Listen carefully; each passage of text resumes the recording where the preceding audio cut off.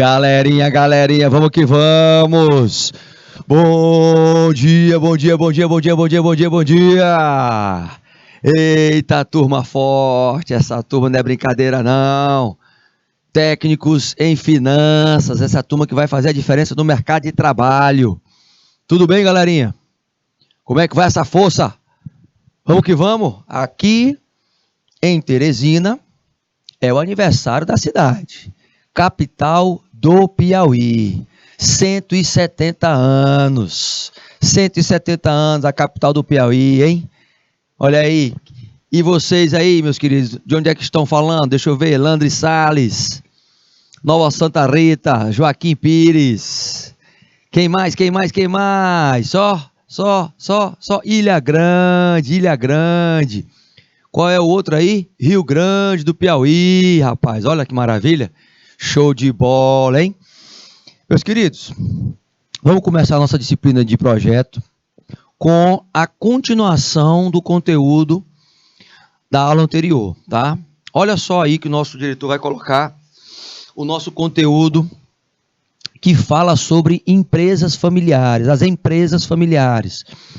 Por que, professor? Por que esta pauta? Por que este conteúdo em uma disciplina de projeto interdisciplinar, buscando o aprendizado? Por quê? Primeiro, você que vai entrar no mercado de trabalho como técnico em finanças, tem que entender que no Piauí, no Brasil e no mundo, mais e mais nós temos empresas familiares se multiplicando. Então entenda o seguinte, é claro que hoje a gente tem que estar mapeando este segmento para você começar a entender a realidade do seu município, aí aonde você está estudando. Se você começar, por exemplo, a pensar em fazer um projeto levantando os dados acerca das empresas que estão aí no seu município, olha só a riqueza que você vai tentar extrair de informações para você até mesmo entender um pouquinho mais sobre o mercado que você está. Compreende? Então veja, na estruturação do projeto, está chegando a época agora de vocês apresentarem, né? Vocês sabem que vocês vão fazer aí uma estrutura de apresentação, que vai chegar em setembro, e aí com a ajuda dos nossos professores mediadores, eles vão estar aí junto com vocês e a gente também. Vocês sabem disso, né? Vou revisar, e sempre a gente tem essa função de revisar como é que a gente pode pegar uma temática dessa e passar para um trabalho, para a produção de um trabalho. Lembre, meus queridos, que o projeto ele tem uma estrutura. Essa estrutura, ela tem que ter um tema. Se você for escolher, por exemplo, o tema de empresas familiares, o ideal seria você tentar fazer uma pesquisa, por exemplo, num mercadinho perto de casa, numa farmácia, entendeu? Num restaurante, ou seja, em algum comércio perto de casa que fosse uma empresa familiar, para você levantar dados e trazer um pouco da realidade para o seu projeto. É claro, se você não conseguir, você vai para as questões de pesquisa bibliográfica, e essa pesquisa bibliográfica com base nas referências que você pode ter na internet, e também em alguns artigos, né, escritos em revistas, porém, vai ser um trabalho que você vai buscar mais pesquisas bibliográficas. Se você escolher, por exemplo, o estudo de caso, você vai ter que ir em loco. E aí, você vai ter que ter um objetivo geral, depois que você escolher o tema, por exemplo, né, empresas familiares. 2 pontos. Um estudo sobre a empresa X. Tenho ali o tema. Vou para o objetivo geral. No objetivo geral, você vai ver qual é o foco que você quer saber. Será que a empresa, né, é compreender o que a empresa pode melhorar como sendo uma empresa familiar? Ou quais as dificuldades dessa empresa familiar? Né? Aí você pode dissecar este objetivo geral em 3 específicos, como identificar, verificar, analisar, e a partir disso você justificar Por que é que você vai buscar essas metas? Porque os objetivos específicos, gente, são metas. São metas que você vai tentar atingir no teu projeto. Lembra disso. Depois que você justificar, você abre as hipóteses. Nas hipóteses, aliás, na hipótese, a hipótese, gente, é um questionamento. Você levanta uma hipótese acerca das empresas familiares, certo? Então, isso tudo, a gente, quando for no finalzinho da disciplina, a gente também vai dar uma revisão, mas eu só dou essa lembrada para vocês entenderem um pouquinho como é que é a formatação mental do projeto. Depois das hipóteses, eu venho para quê? Para uma fundamentação teórica, onde na fundamentação teórica você vai ter que ter autores, esses autores dialogando entre si, ratificando, confirmando o que vocês, como estudantes, estão buscando ali defender. Uma vez fazendo isso, você vai para a metodologia. Na metodologia, você vai dizer, vai ser uma bibliografia ou não, se vai ser um estudo de caso, eu vou fazer a pesquisas qualitativas ou quantitativas, qualitativas buscando mais a subjetividade, com perguntas abertas, como, onde, porquê, quando, quem, quanto. Se for para a questão quantitativa, com perguntas fechadas, colocando ali um questionáriozinho de 10 questões para as pessoas que você vai entrevistar e ali tirar uma estatística numérica, um percentual, entendeu? Então, veja que o cenário ele vai se construindo de acordo com a sua necessidade. A partir do momento em que você fez essa prévia chegando até a metodologia, você depois que recolhe os dados, transformando em informação e aplicando o conhecimento, aí você entra para a análise.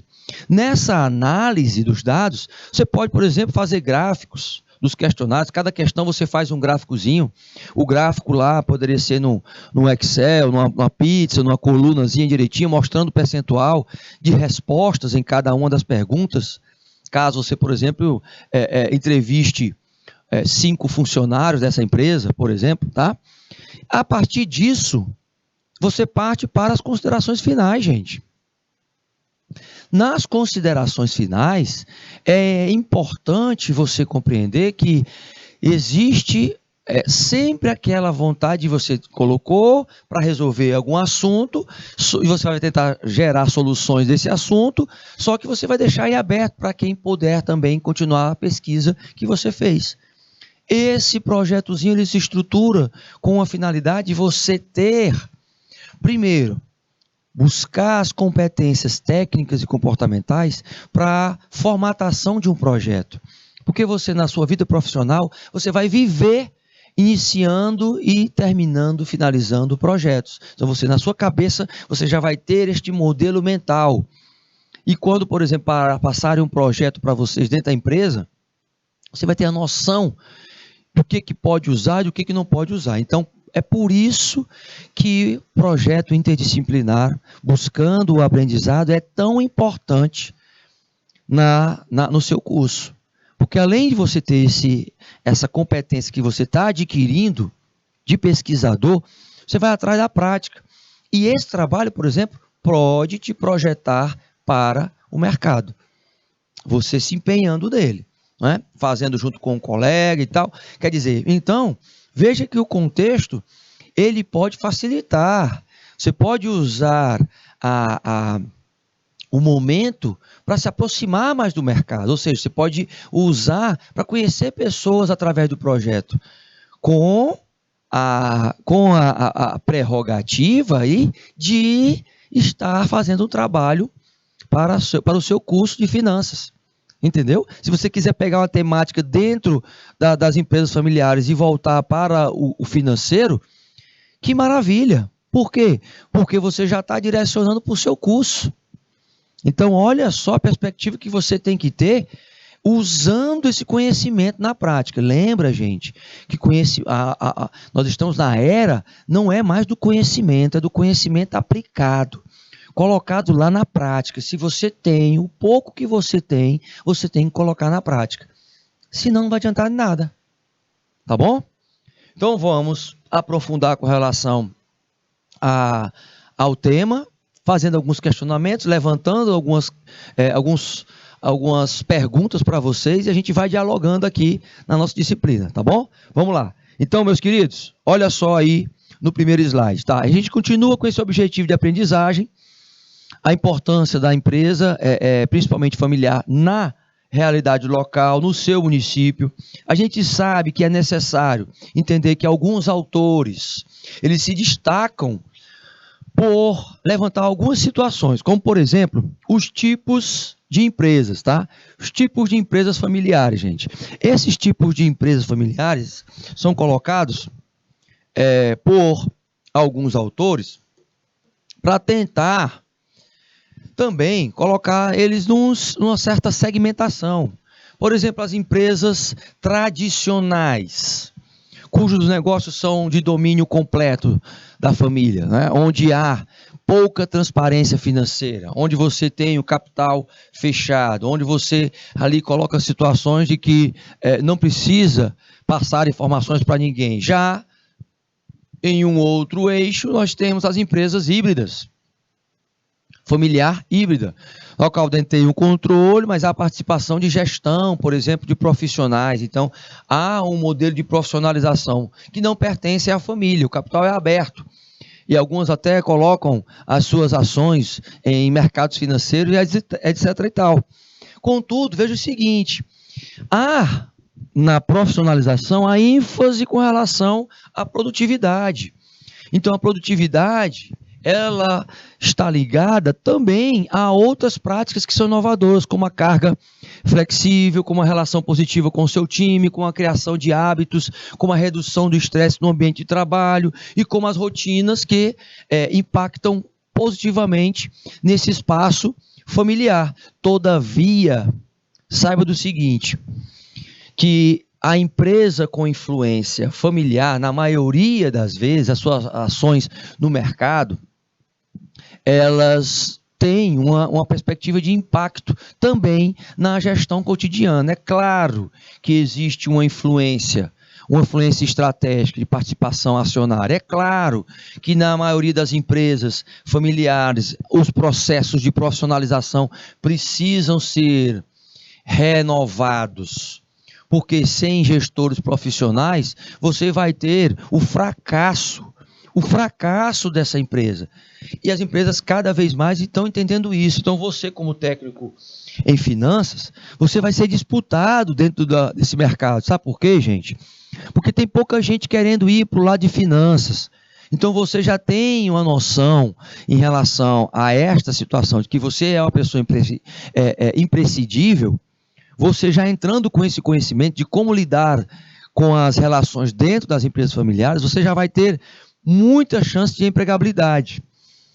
Porque olha o seguinte, algumas dicas de uma das principais instituições do Brasil que ajuda as empresas familiares, que é o Sebrae, ela sempre disponibiliza para as empresas essas dicasinhas. E olha só o que ela reforça com relação às empresas familiares. Primeiro, é importante, acerca da definição, você entender que cada um tem que saber o seu papel, cada um tem que saber as suas atribuições, cada um tem que entender a sua real missão dentro da organização, independente de ser familiar ou não. Segundo, a comunicação, gente, é um dos principais, lembra disso, é um dos principais problemas de todas as organizações. O professor tem certeza que está falando todas. Se não for de todas, é de 99,99999% das empresas. Por quê? Porque a falha de comunicação ela vai gerar N problemas, gente.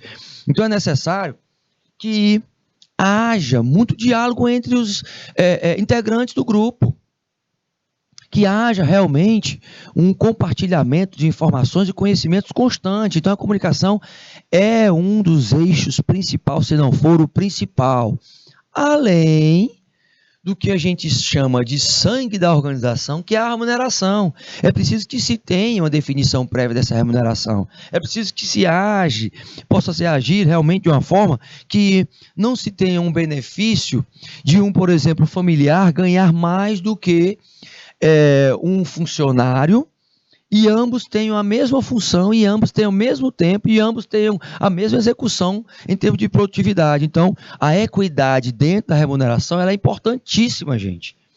Dentro de uma empresa familiar. É importantíssima. Isso reforça a necessidade de ser profissional. O Sebrae, ele reforça isso. O Sebrae, ele coloca como profissionalismo também um eixo que é extremamente necessário para as empresas familiares. Por quê? Nem sempre é bom você ter uma empresa familiar atuando, né, com seus membros que não são profissionais, que atuam de forma amadora. Porque você nunca vai atingir esta quinta dica aqui, que é a qualidade. E hoje, gente, o treinamento constante dos colaboradores, buscando a qualidade, não é essa surpresa toda. Entenda que o seguinte, não é alguma coisa diferenciada, não. Treinar é um mínimo para cada uma das funções. Só para vocês terem ideia, ainda existem empresas que contratam os colaboradores, sem os colaboradores saberem, gente, saberem o que vão fazer, não recebem nenhum papel escrito lá com a descrição dos cargos, não recebe. Então, é um negócio que ainda cheira muito a amadorismo, certo? Então, veja que o Sebrae, ele dá essas 5 dicas, mas que são 5 dicas que são elementares, são óbvias, essas 5 dicas. Agora, entenda o seguinte, é preciso ter, primeiro, o entendimento que o primeiro passo para a empresa familiar é tornar-se uma empresa que tenha atitudes profissionais. A contratação de profissionais, de administradores, de gestores que tenham competência técnica e que não pertençam à família, hoje é fator decisivo. O principal fator de mudança dessa atitude faz com que esta profissionalização ela venha com performances, metodologias estratégicas, inclusive afetando a cultura e os novos valores, quebrando crenças limitantes, readequando, remodelando novos comportamentos. Então, a gestão ela tem que ser profissional, ela tem que ter esse impacto. Quando eu falo de comportamento, é um comportamento de uma forma geral, quer seja do operacional, quer seja do tático, quer seja do estratégico. Por que isso? Porque toda a organização precisa ter. Agora, algumas reflexões precisam ser analisadas, alguns passos precisam ser lembrados. Eu preciso estabelecer quem vai trabalhar ou não na empresa, quando eu penso em empresa familiar. Quando eu penso em empresa, eu penso na empresa, ela sendo familiar, mas eu tenho que definir se eu vou colocar parentes, se existe essa situação acontecendo de estar empregando parentes, eu tenho que definir a responsabilidade de cada um. Ela sendo familiar ou não, inclusive na resolução dos problemas, inclusive quem são os responsáveis, esclarecendo o nível de autonomia de cada um, colocando até onde eles podem ir, o eixo de atuação de cada um, saber como é que será a utilização dos bens da empresa, quem estará no comando, quem estará liderando definitivamente e colocando de forma clara, transparente, acerca da remuneração, sabendo a repercussão disso em qualquer caso, por exemplo, de acidentes, em qualquer caso em relação ligado ao colaborador. Estabelecendo isso, eu também tenho o entendimento de que a sucessão é um fator natural, tem que ser trabalhada, quer seja alguém da família, quer seja algum profissional, e principalmente eu tenho que trabalhar a questão dos acordos familiares e da maturidade deste modelo de empresa familiar. Então, passos de reflexão que é importante a gente ter um entendimento para que a gente possa dialogar com as empresas. Muitas das empresas não aplicam isso, mas outras que aplicam conseguem se destacar no mercado exatamente por isso, porque seguem um padrão de entendimento, de comprometimento com a profissionalização. Que este processo de profissionalização, é claro, ele vem com algumas características. Ele não vai agradar a todos, mas ele pode melhorar os laços entre os sócios, os familiares e os herdeiros. Esses laços, é claro que você vai ter várias vertentes, como cultural, histórico e sanguíneos, os consanguíneos.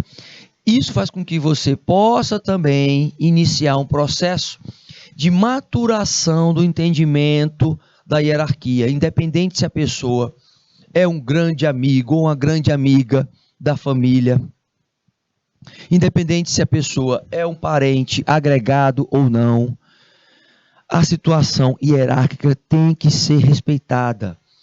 O organograma da empresa, dentro ou fora, a postura da empresa, as questões de vaidade, de ciúmes, questões passionais precisam ser trabalhadas comportamentalmente, constantemente. É só o que acontece dentro da gestão de empresas familiares, meus queridos.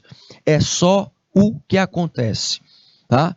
Então, para o pessoal aí que está em Landre Salles, a turma boa, quero saber quem são os alunos que estão aí, meus queridos. Nova Santa Rita, Joaquim Pires, turma forte aí de Rio Grande do Piauí, pessoal aí de Ilha Grande. Quero saber quem são nossos queridos mediadores. Coloca o nomezinho aí dos nossos queridos mediadores. Vamos que vamos, galera. Então, entenda o seguinte. Olha só o que a gente pode contemplar em relação a alguns autores.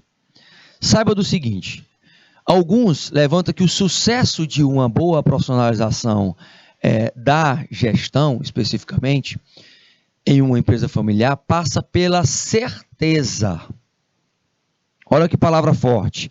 Certeza de que os dirigentes possuem habilidades e competências suficientes para desenvolver as suas funções empresariais. Lembrando que hoje nós temos as soft e hard skills que são extremamente analisadas. Eu tenho as soft skills que entra na questão do comportamento e tenho as técnicas. Essas habilidades, elas realmente devem ser demonstradas na execução dos trabalhos, gente. Quando eu falo a questão da habilidade e competências, é para todos. Não tem aquela história de que é fulano, é porque ele é confiável, ele vai estar na função tal. Pois é, mas confiança não quer dizer competência. Lembre-se disso. Confiança é totalmente diferente de competência. A pessoa, às vezes, ela é confiável, mas ela não tem um comportamento de acordo com o regulamento, com o que foi colocado como diretrizes. Então, o autoconhecimento ele é importante para a geração de resultados positivos. E saiba que o conhecimento ele vai gerar esta meritocracia por meio da competência. Então, saiba da seguinte situação. Para que eu tenha mais familiares engajados e que saibam realmente a realidade do problema, é preciso que eu saiba mapear.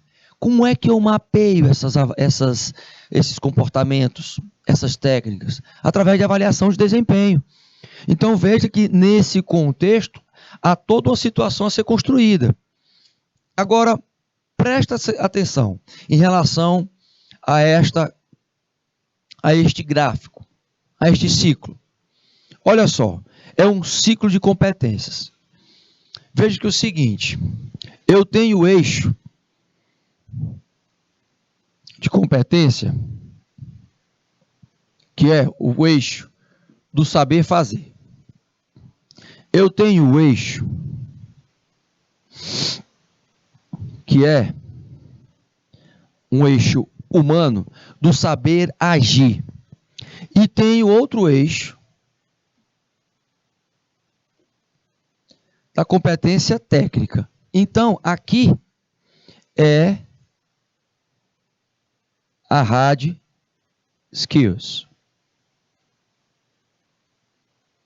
Aqui, hard skills.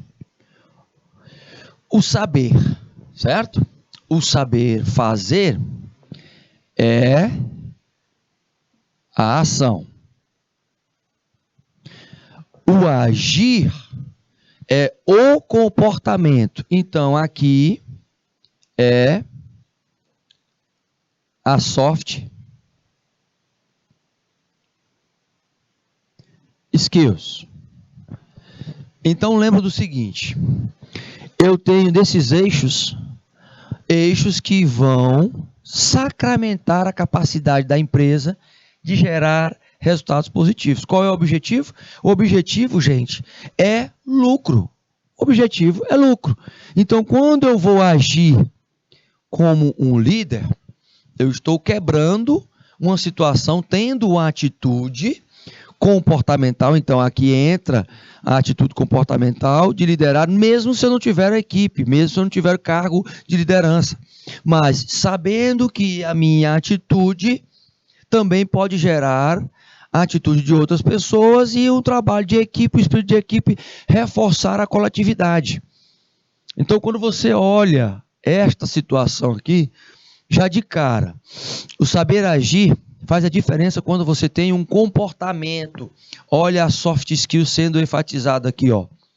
Por quê? Porque o comportamento é que vai mostrar realmente se o conhecimento está sendo aplicado. Aí eu tenho um comportamento de um raciocínio abstrato e de implantação do planejamento, eu já tenho um avanço maior, porque se eu tenho a certeza de que tudo que eu vou fazer como ação, eu vou ter que utilizar a metodologia de planejar, eu já estou profissionalizando essa gestão. Então você já tem um conhecimento que para fazer a elaboração de um projeto, você não vai poder deixar de falar de planejamento dentro das empresas familiares. Não vai. E aí é que está a expertise, gente. Por quê? Porque você pode ter criatividade, agir com inovação e adaptar situações que você já sabe que tem dentro das empresas aí no seu município, na sua localidade, e tentar fazer com que o seu projeto seja uma nova ação para que as empresas possam melhorar a sua lucratividade. Quem sabe se você elaborar, tiver um projeto, fizer um projeto que ele melhore a performance de uma empresa, essa empresa pode te contratar. Olha só, através de um projeto que você elaborou, pesquisou e aplicou conhecimento. Então veja, a questão técnica, ela precisa também ser ressaltada. Por quê? Porque você vai levantar informações acerca do mercado e vai monitorar o ambiente quando você levantar essas informações, colocando dentro do projeto, questionando-as, investigando-as, fazendo com que a tua competência técnica que você está adquirindo aqui no canal Educação, por meio das várias disciplinas, sejam compiladas aqui nesse projeto de aprendizagem interdisciplinar. Então veja que uma coisa está fechando em outra e está mostrando que as competências, por exemplo, para as empresas familiares, elas são de suma importância. Não tem como discutir. Empresas que não têm pessoas profissionais competentes, eles imediatamente entram em fase de declínio.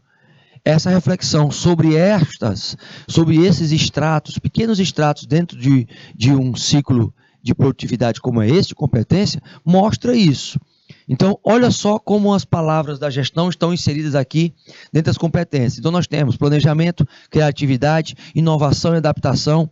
Nós temos o conhecimento do mercado, e aí eu sei quais são as ameaças e oportunidades que esse mercado tem. Eu vou monitorar o ambiente constantemente para tentar me adaptar às situações.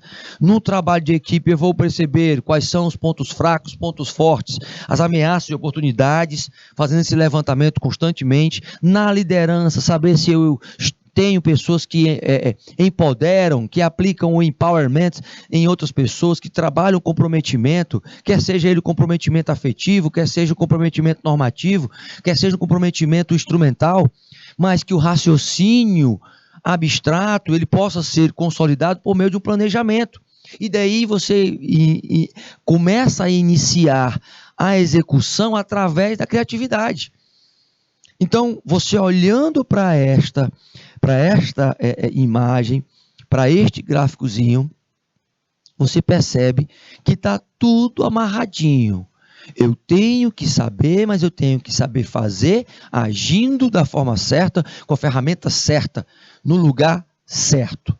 Então, veja que está tudo aí para você colocar no seu projetozinho, tá? Contudo, no entanto, Freitas, Cray, ele coloca de uma outra situação levantando que o novo modelo da organização produtiva é um modelo que traz flexibilidade, gente. Traz flexibilidade. Quando a gente fala, por exemplo, o planejamento ele não pode ser engessado, ele tem que ser flexível, parte desse princípio, que com a flexibilidade eu posso gerar novas ações. O detalhe é que numa empresa familiar, eu tenho que sacramentar alguns objetivos. A prioridade de controlar a empresa constante, o poder da família exercendo sobre essa gestão e a intenção de transferir a empresa para futuras gerações, numa perspectiva de legado, faz com que você entenda que a flexibilidade ela vem numa perspectiva de adaptação constante às mudanças. Então mostra tudo isso através dessas reflexões do Freitas e do Cray. Agora, é claro que existem outras situações. Olha só o que a gente tem aqui como análise dos processos, tá? Não sei se você está percebendo, mas este gráficozinho aqui, esta figurinha, ela tem um animalzinho nela.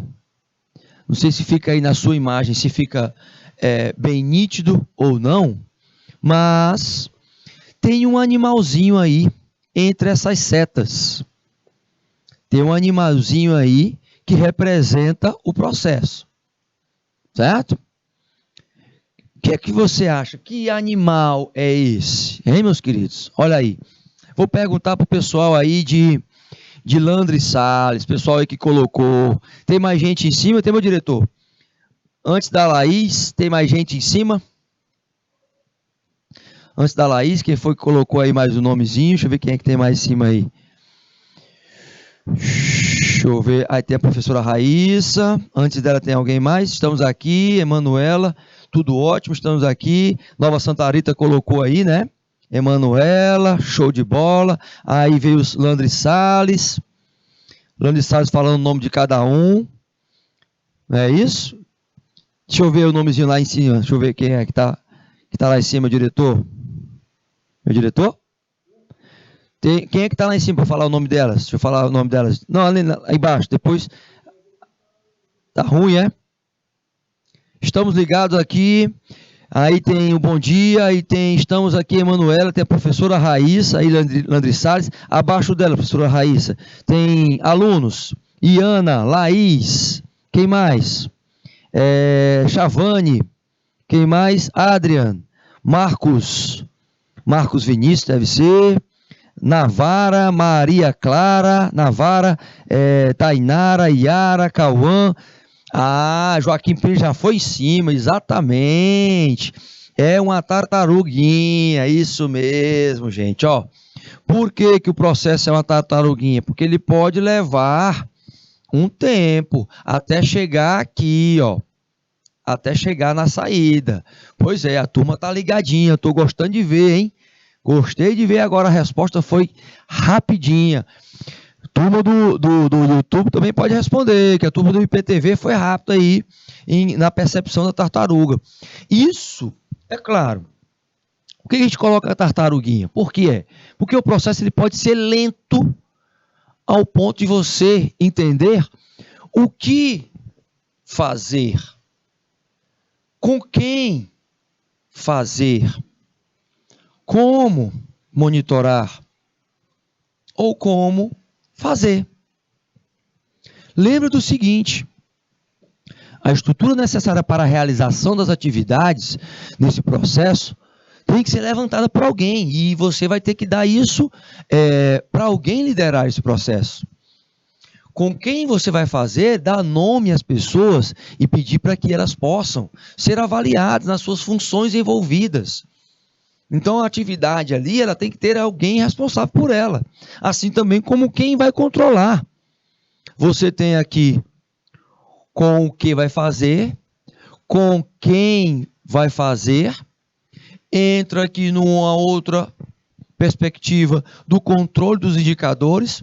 Por exemplo, se eu vou levantar em relação à necessidade de mapear a estratégia da empresa, eu preciso levantar indicadores financeiros. Esses não podem deixar de passar, o financeiro. Eu preciso levantar indicadores sobre os processos internos. Os processos internos. Esses processos que estão aí em cima da tartaruguinha, ó. Os processos internos. Professor, e o que são os processos internos? Você tem que levantar a descrição de cargos de cada um. O que cada um está fazendo como atividade. Para você entender aonde é que está o devagar da tartaruga. Quem é que está fazendo tão devagar que está prejudicando as saídas aqui? E as saídas vão repercutir, gente, ó, em valores, na lucratividade da empresa, na saída da empresa. Então, os métodos que são aplicados, eles precisam ser mapeados. Eu tenho que saber, nos métodos que estão sendo aplicados, o que a empresa está aprendendo, ou seja, o aprender para crescer. Que métodos novos, que requisitos estão sendo estabelecidos para melhorar a qualidade de vida do colaborador, ou o que é que eu estou fazendo para melhorar, ou a empresa está estagnada nas suas funções envolvidas. Isso você vai conseguir levantar com ferramentas, com metodologia, porque eu já citei aqui, ó, um indicador, 2 indicadores, certo? Esses 2 indicadores, gente, eles estão em uma metodologia chamada metodologia BSC. O BSC seria um método que você estaria utilizando, tá?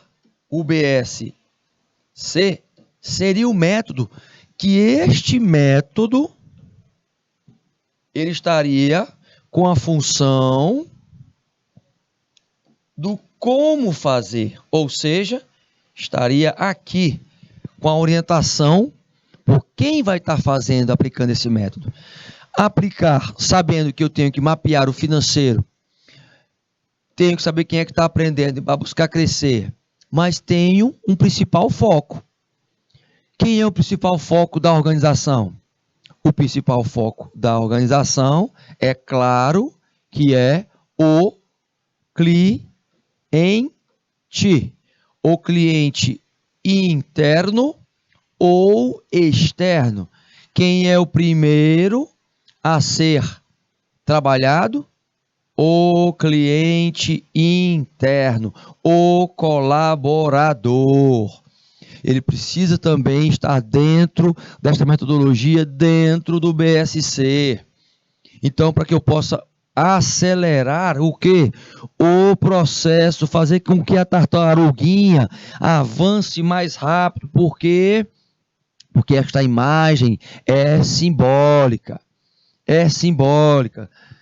Então, saiba que você vai colocar no projeto, por exemplo, uma solução para aquela empresa, uma vez você identificando o problema.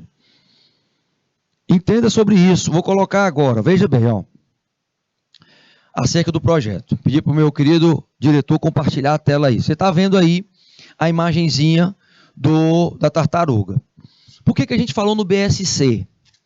Porque quando você for levantar os dados da empresa, que você vai fazer o trabalho para ter o teu projeto, você vai ter que dar uma solução, não é? Como é que, por exemplo, você dá a solução? Com o conhecimento que você está adquirindo aqui. Então, você pode sugerir o BSC, que é o chamado Balanced Scorecard. Lembrando a vocês, o que é o Balanced Scorecard?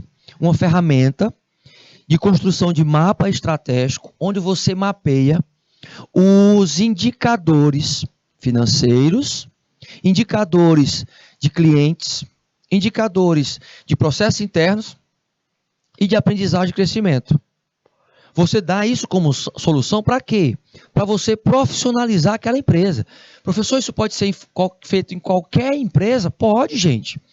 Ele só tem, a nomenclatura só é falada em inglês, né, o Balanced Scorecard, mas significa o balanceamento dos scores. E você pode aplicar em qualquer lugar. Numa bodega, numa mercearia, num comércio, numa farmácia, em qualquer lugar. Basta você saber como é que você vai aplicar isso. Você tem que levantar dados, por exemplo, como é que está a saúde financeira da empresa. Como é que está o fluxo de caixa? Aí você vem com conhecimentos de contabilidade e finanças. Você vai levantar aí como é que é a relação com os clientes internos, como é que está a insatisfação, você pode aplicar uma pesquisa de satisfação interna. Como é que eles estão comprometidos, quantos eu tenho comprometido afetivamente, quantos eu tenho comprometido normativamente, quantos eu tenho instrumentalmente, sabendo a diferença entre os três. Lembra que o afetivamente é aquele que é envolvido emocionalmente, o instrumental é aquele que coloca a relação de custo e benefício, só faz alguma coisa para a empresa se a empresa der o retorno. E tem aquele normativo, aquele que é comprometido normativamente, que ele cumpre as regras, então ele só faz o que está escrito nas normas e procedimentos da empresa. Ou seja, você já contemplou aí o financeiro e os clientes. Se você for para os processos internos, que é mais um indicador, vai levantar, será que eu tenho as pessoas certas, fazendo as coisas certas? Será que elas têm competência para estar fazendo aquelas atividades?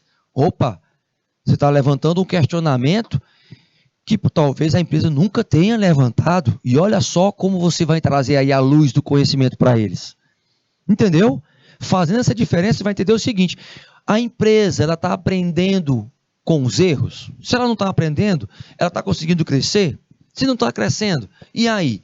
Que tal qualificar estes colaboradores em atendimento para melhorar a participação no mercado e se destacar em relação aos concorrentes? Olha como você pode, com uma ferramenta, gente, com uma ferramenta de gestão, ampliar a capacidade de você se vender através do seu projeto.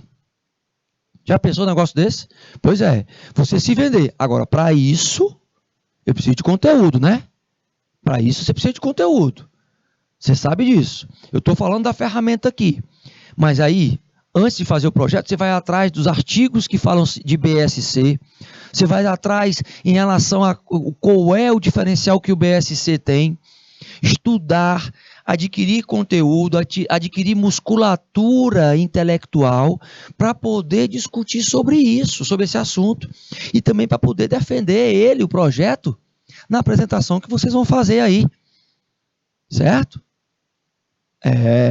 Então, quer dizer, isso já mostra um mecanismo para você, se inserir no mercado. Por meio de quê? Do conhecimento que vocês estão adquirindo. É por isso, gente, que os cursos técnicos têm um diferencial em relação aos cursos até de graduação. Porque você já sai da fase escolar, estudantil, já com a perspectiva de ter uma aproximação com o mercado, trazendo soluções para o mercado. Olha que maravilha que você tem nas mãos. Agora, a oportunidade passa, né? Se você não pega, esquece. Se prepara para a próxima, se a próxima tiver, tá? Então, lembra, o projeto ele serve para isso, e o assunto que a gente está debatendo, ele é super pertinente para você levantar dados acerca do seu cenário e você aproveitar esta janelazinha aí, que pode se tornar uma porta, tá certo? Vamos voltar para os slides. Então, lembra o seguinte, as reflexões que são feitas acerca dessa gestão empresarial, olha só, olha a palavra planejamento se repetindo constantemente, gente. Quer dizer, não é possível que a pessoa realmente possa terminar, né, dentro de uma empresa sem estar fazendo planejamento. Ah, professor, é possível sim. A gente sabe que tem muita empresa que ainda vai a toque de caixa, vai sem planejar, e a longevidade dessa empresa vai ficar também deixando a desejar. Sabe que na empresa as pessoas vão ter que ter um entendimento acerca dos níveis hierárquicos. Então você tem na direção, o dono do comércio lá, ele está no nível estratégico. Ele tem que ter para pensar como é que ele pode melhorar a performance da empresa. Quem vai estar abaixo dele é as pessoas que estão supervisionando, os gerentes, os gestores, os encarregados. Os supervisores eu posso ter também no operacional? Posso, além dos coordenadores de setores, mas cada um sabendo o que ele tem que executar. Sabendo que lá em cima eu tenho as diretrizes da missão, que é exatamente ser referência em alguma coisa, né? Em algum setor, da visão e dos valores, a missão, aliás, a razão de ser da empresa, a visão de ser referência. Os valores são os princípios que norteiam a busca pelos objetivos, metas da organização, de uma forma geral, de médio a longo prazo e curto prazo também, além das responsabilidades na tomada de decisão. Quando eu parto para o tático, eu tenho que ter esse entendimento que cada um dos setores, eles precisam ter as suas diretrizes, metas e objetivos bem definidos, assim como as tarefas de cada um, com seus planos de ação de médio e longo prazo. E de curto prazo também, em um nível intermediário, principalmente. E saber que para ser a referência em relação ao segmento em que a empresa está atuando, ele precisa, sim, estabelecer grupos ou as chamadas equipes de alta performance para correr atrás da execução e saber que a curto prazo é o dia a dia. É por isso que o curto prazo é dado ênfase aqui no operacional, o médio prazo aqui e o longo prazo aqui. Porque o curto prazo é a execução do dia a dia, o médio prazo é aquilo que vai ser gerenciado ao longo das semanas e o estratégico ao longo prazo, ao longo dos meses e anos.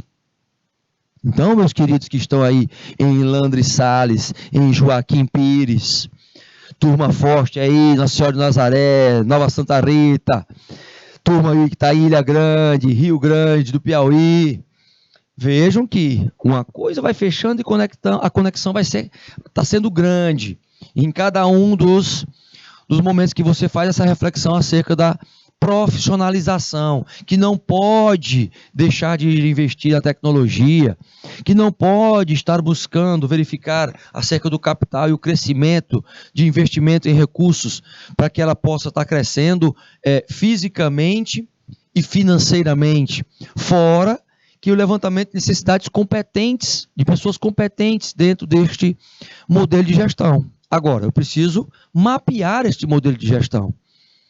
Sempre eu vou ter empresas com uma gestão coercitiva, que gera temor. Algumas que geram recompensas através de necessidades. Outros que realmente valorizam pela meritocracia, legitimando o cargo. Outras que correm atrás de desenvolver as pessoas por meio de adquirir competências. E outras que trabalham a questão comportamental de ser a referência e buscar o carisma. Podendo eu ter uma relação com o poder através das próprias qualidades ou um líder que é apoiado pela organização. Isso tudo para quê? Para que eu tenha seguidores em busca do atingimento dos objetivos. É claro que esses objetivos, eles estão ligados à forma do comportamento. Então, se eu tiver equipes, líderes proativos, eu vou ter uma equipe engajada, envolvida em correr atrás dos mesmos.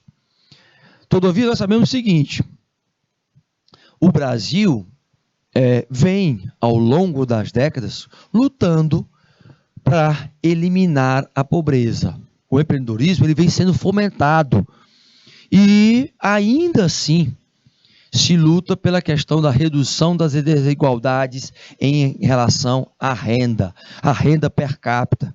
Isso faz com que a gente reflita da seguinte forma: se eu não tenho, por exemplo, empresas que tenham conhecimento para aplicar um processo de desenvolvimento, como é que as regiões elas podem acompanhar este ciclo?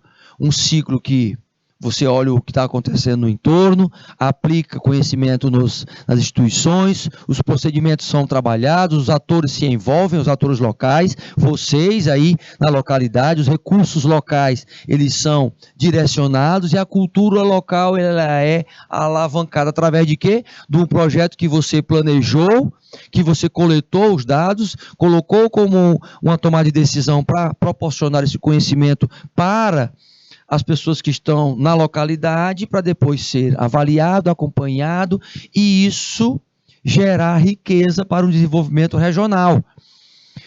É por isso que a gente dá ênfase, por exemplo, às entidades neste contexto, universidades, o poder público todo envolvido, gente, na aplicação e neste papel de colocar em prática a criatividade, a inovação, quer seja no mercado interno, quer seja no mercado externo, meus queridos. Então, o conhecimento, ele traz essas variáveis da inovação, de uma nova identidade através da aplicação do conhecimento, de uma comunicação melhor, sem muitos ruídos, com a diminuição dos ruídos e a qualidade como o início para a busca da excelência até se chegar à alta performance. Entenda também que Souza reforça muito acerca do investimento nas empresas familiares neste período de globalização. O favorecimento por exemplo, a agricultura familiar, traz essas condições de desenvolvimento regional, por exemplo. As teorias do crescimento endógeno reforçam isso. Reforçam o quê? Que a acumulação de capital não pode ser forte ao ponto de deixar as famílias que não tiveram tanto acesso ao conhecimento não serem representadas. Então, ele reforça através disso que os agentes econômicos eles vêm através do conhecimento também. O crescimento econômico ele repercute nisso. As regiões, por exemplo, que as famílias estão sendo inseridas como modelo de gestão, trazem sustentabilidade, gente, para a região. E o que traz sustentabilidade? É a constante prática de inovações. O papel da atuação e do investimento na questão tecnológica e sustentável dentro das organizações. Então, esse desenvolvimento regional, ele repercute em quê? Em sustentabilidade empresarial. Essa sustentabilidade que vem com a adoção de algumas práticas ambientais, práticas econômicas e práticas sociais. Práticas essas que trazem vantagem para este segmento. É por isso que a gente tem várias e várias famílias assumindo a responsabilidade de empreender, porque estão na localidade. E só pela sobrevivência também? Não, pela manutenção também daquela situação naquela região. Essa sustentabilidade, ela é reforçada por alguns autores, que dizem que levantam as questões acerca das empresas familiares pelo mundo. O número vem aumentando, 70% das empresas na Espanha são familiares, 75% na Inglaterra, 80% na Alemanha e 90% no Brasil, gente. 90%, ou seja, as corporações aí controladas por acionistas anônimos também vem aumentando, sim, nos Estados Unidos. Nós temos aí grupos familiares que empregam 62% da força de trabalho, correspondendo a 64% do PIB. 2/3 da Bolsa de Nova York, um mercado financeiro aí atuante, mas com o reforço das empresas familiares. Então é aí que você começa a construir a conexão. Veja que a conexão ela vai ser feita em vários segmentos. Os segmentos precisam da ação das empresas familiares. Focada em quê? Na educação corporativa, na formação, na qualificação, principalmente. Onde eu posso adquirir isso aonde? Nas exposições, nos congressos, dentro dos cursos técnicos, recebendo e sabendo que eu tenho ferramentas que podem estar gerando mais empregos, melhorando a renda para as famílias. Vocês estão hoje num curso técnico exatamente porque o conhecimento vai proporcionar a valorização de vocês como profissionais entrando no mercado. Então, vejam que isto é e sempre vai ser um fator decisivo. Como, por exemplo, a Coreia, ela investe muito, o Japão, os países asiáticos investem muito na construção de empresas que se consolidam, gente, como um diferencial, porque você sabe que no movimento asiático que grandes ideias se tornaram um movimento de qualidade para o mundo, depois da Segunda Guerra Mundial principalmente. Agora saiba do seguinte,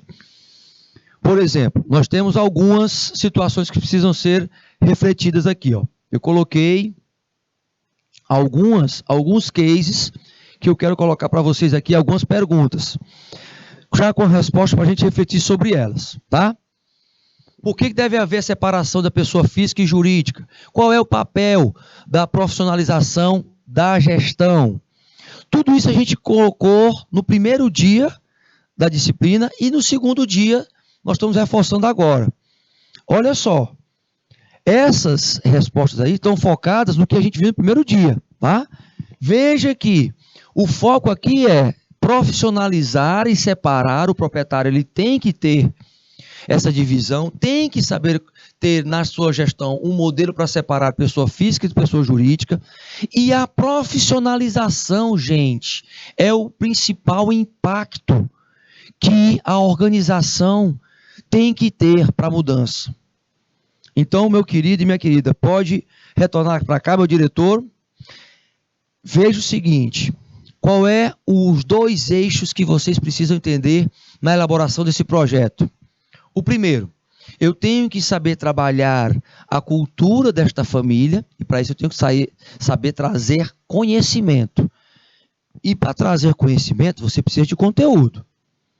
Então, nossa aula basta? Não. Você também precisa estudar, tá? Precisa se aprofundar nesses conteúdos que nós colocamos para vocês. Tá bom, meus queridos? Um grande abraço para vocês. Fica com Deus. Fui!